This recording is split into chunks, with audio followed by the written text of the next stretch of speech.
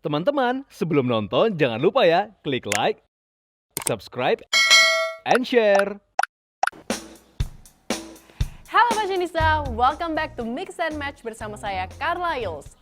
Untuk setiap harinya pastinya Mix and Match selalu memberikan tema yang berbeda-beda.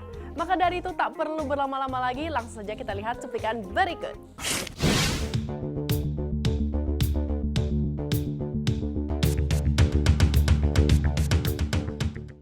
Well, fashionista, perkembangan modest fashion wear beberapa tahun belakangan bisa dibilang luar biasa. Banyak desainer dan brand berlomba-lomba mengeluarkan lini untuk modest wear. Modest wear sesungguhnya adalah tren busana bergaya santun, berbusana sederhana yang mengedepankan unsur kesopanan, karena pakaian sengaja dibuat menutupi sebagian besar tubuh. Tapi sebenarnya modest wear bukan hanya diperuntukkan untuk perempuan berhijab saja. Berbusana santun juga menunjukkan simple and chic. Tren ini penuh dengan warna dan motif. Bahan-bahan yang dipakai pun lebih ringan dan simple. Busana chic simple adalah busana yang stylish tanpa harus mengenakan pakaian yang terlalu berlebihan. Dengan kata lain, gaya effortless adalah tampilan yang tetap sederhana tapi tidak terlihat membosankan. Gaya ini cocok juga untuk Anda yang suka dengan klasik yang tak akan lekang oleh waktu. Meskipun esensi dari gaya effortlessly chic adalah tampilan yang simple, bukan berarti gaya Anda harus monoton.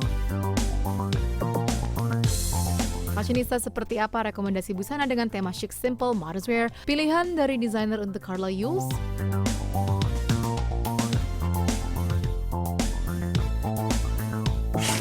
Yes fashionista, tema kita hari ini adalah chic and simple. Dan saat ini saya sudah berlokasi di tempat workshop desainer kita hari ini. Dan maka dari itu langsung saja follow me.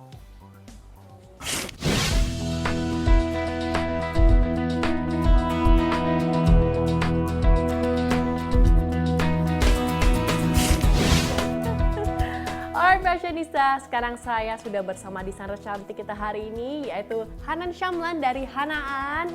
Aduh, gimana Kak kabarnya? Apa kabar? Baik, alhamdulillah. Kamu apa kabar? Baik juga Kak. Wah Kak, ini fashionista semuanya itu pasti udah penasaran banget ngobrol-ngobrol seputar Kakak, gimana prestasinya dan gimana bisa membangun yang namanya brand Hanan. Ini gimana ceritanya Kak awal mulanya? Awal mulanya mungkin karena ketertarikan aku di dunia batik sebetulnya, bukan langsung ke fashionnya. Jadi emang, ya jadi aku tuh lahir di Pekalongan kan, jadi memang udah expose sama batik dari kecil banget. Jadi kayak zaman kecil aja tuh aku kalau pulang sekolah, ibu kan ada usaha batik juga, konveksi gitu. Jadi aku kalau pulang sekolah udah bantuin bikin kancing gitu. Jadi memang udah dunia fashion dan batiknya itu udah terpapar sedari dini gitu. Jadi awal mulanya itu berarti memang batik dan memang diturun-temurunkan dari orang tua dulu, dari ibu ya? Dari kakek sebetulnya. Wah, dari kakek Dari lagi. kakek. Wow, udah lumayan lama berarti ya? Udah lumayan lama. Wah, turun-temurun. Iya. Berarti memang udah dari kecil udah familiar ya dengan dunia fashion. Kemudian terutama itu ya sastra Indonesia yaitu batik ya. Dan kemudian kalau membangun brand yang namanya Hanaan ini, apakah kakak mungkin pernah ada mungkin mendalami pendidikan di dunia fashion gitu? Karena dari kecil udah familiar kan ya? Ya jadi karena aku kan dari kecil udah berkecimpung di batik gitu.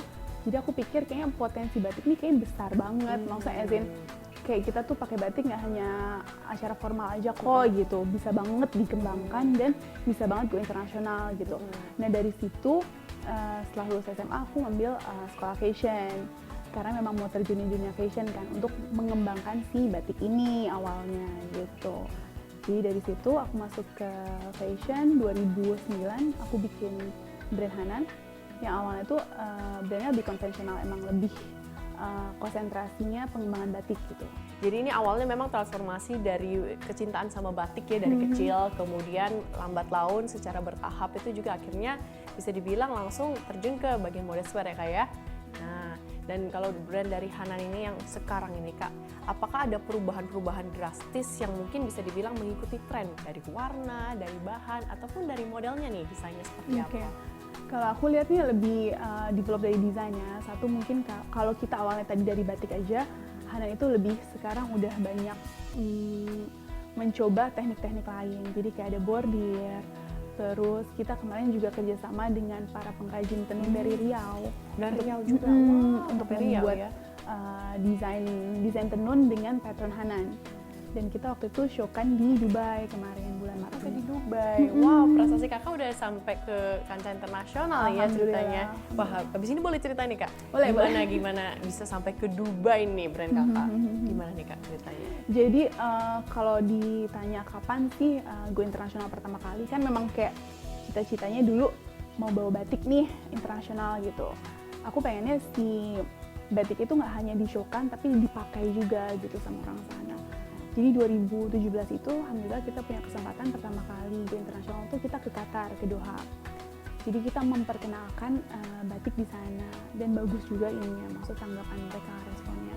Dari situ kayaknya aku ngeliat kalau kita mau go internasional itu nggak bisa 1 kali 2 kali nih perginya, harus konsisten karena kan kita kan mempromosikan wastra Indonesia tuh emang bener-bener harus terus menerus ya.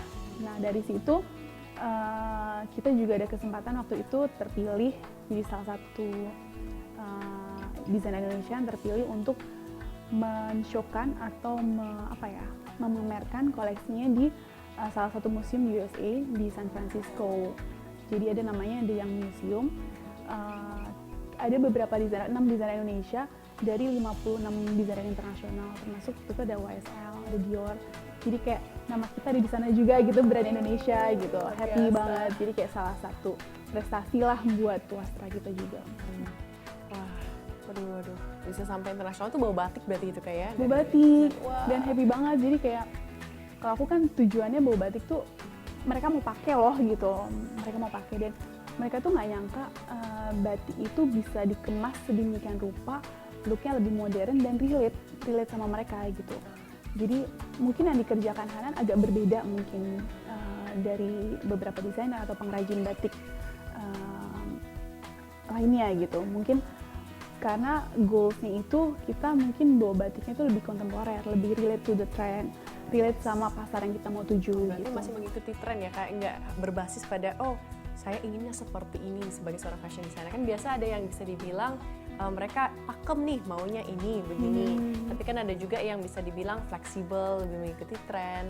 Kayaknya harus sih, maksudnya nggak mengikuti tren 100% karena kan nggak semua tren itu cocok misalnya sama DNA brandnya juga. Betul. Gitu, terus sama market yang kita udah bentuk juga. Jadi memang kayak dari tren kita ambil sekian persen, terus apa yang inspirasi kita juga masukkan gitu. Jadi kita bisa create something new yang bisa diterima sama market gitu sih. Kalau bicarain soal profesi, pekerjaan itu kan pasti setiap profesi atau pekerjaan itu selalu ada tantangan nih kak.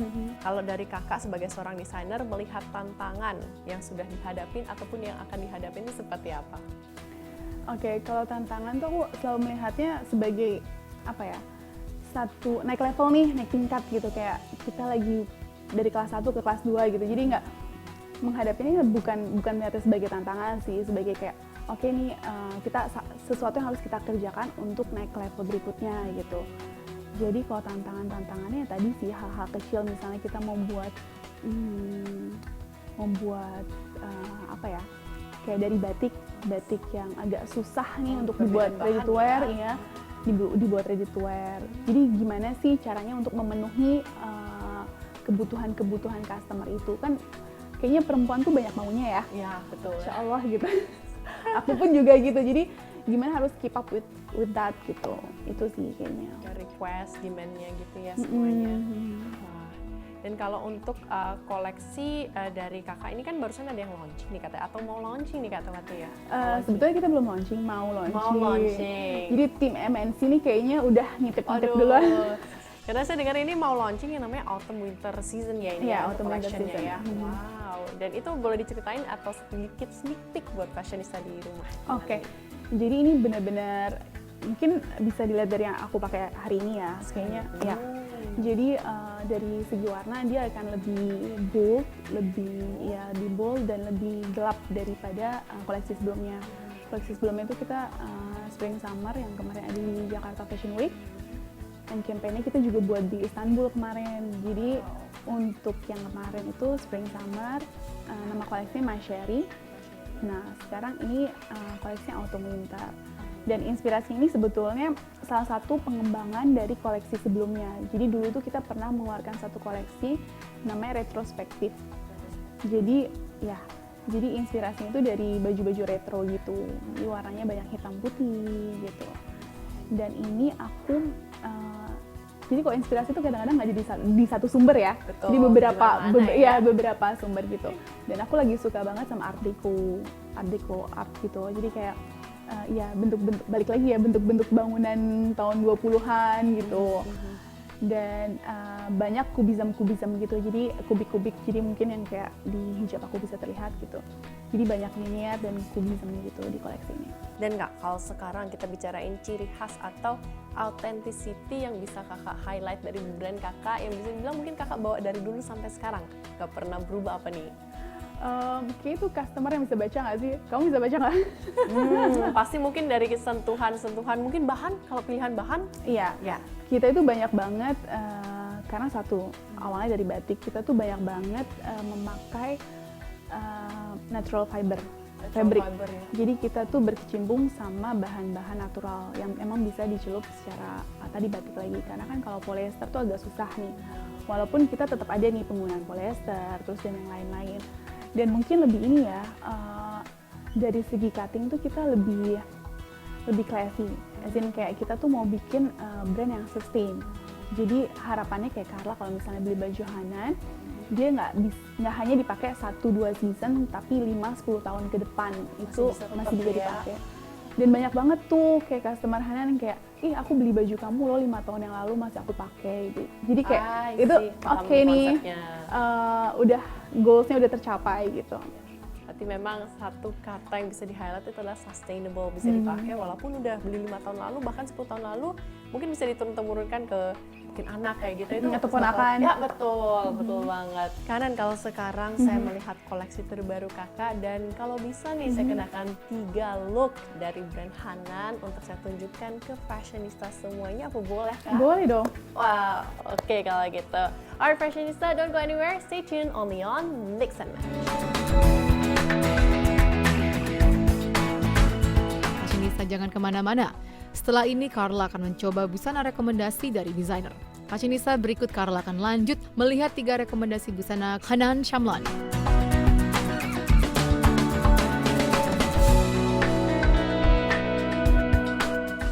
Teman-teman, sebelum nonton jangan lupa ya klik like, subscribe, and share.